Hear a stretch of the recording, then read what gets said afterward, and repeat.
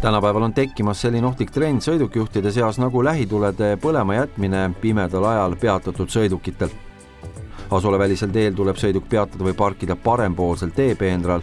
Kui seda nõuet pole võimalik täita, siis sõiduk peab asuma võimalikult paremal. Pimedal ajal tohib väljaspool asulat sõidukit parkida ainult parklas või puhkekohas.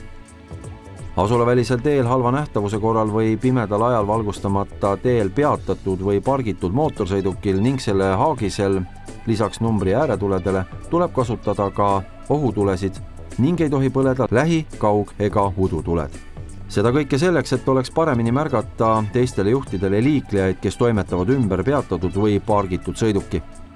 Sõiduauto, veoauto, bussi ja traktorijuhid peavad halva nähtavuse korral ja pimedal ajal asulavälisel teel hädapeatumise korral autost või traktorist sõiduteele väljumisel ja sõiduteel viibimisel kandma ohutusvesti. Ohutusvesti värv ei ole määratud, see võib olla nii oranž kui ka kollakas roheline. Nõue on selleks, et liikleja, kes viibib halva nähtavuse või pimedal ajal sõiduteel, oleks paremini märgatav teistele sõidukijuhtidele. Asulateel pargitud sõidukil ei tohi põleda lähi-, kaug- ega udutuled ning asulatee vasakul teepoolel peatatud sõidukil ei tohi põleda ka lähituled.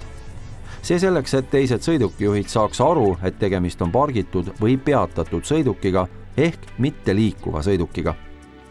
Asulateel peatatud sõidukil ei tohi põleda kaug- ega udutuled välja arvatud juhul, kui udutulesid kasutatakse lähitulede asemel. Eelpool mainitud tulede kasutamise nõue ei laiene sõidukitele, mis on peatatud või pargitud, teele, mis on valgustatud nii, et sõiduk on piisavalt kaugele näha, väljaspool sõiduteed ja kattega teepeenart ning õuealal. Lisaks veel ohutulede kasutamisest. Sõitval sõidukil peavad põlema ohutuled pimedal ajal või halva nähtavuse korral, kui üks lähituli või vähemalt üks äärmine tagatuli ei põle.